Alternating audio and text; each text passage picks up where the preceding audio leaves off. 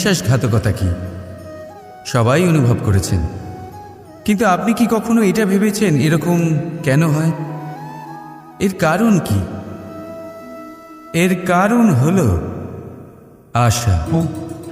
যদি আপনি কোনো গুহায় যান আর আপনি আশা করেন যে সেখানে অন্ধকার হবে না, তাহলে তো আপনি আঘাত পাবেন।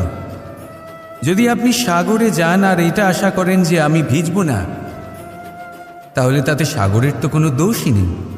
এখানে দোষ হলো আপনার আশা। একটা গুরুত্বপূর্ণ কথা মনে রাখবেন, মানুষ মানুষের সাথে ছলনা করে না, মানুষের সাথে ছলনা করে তার আশাগুলি, যা তিনি অনুচিত ব্যক্তির থেকে করেন।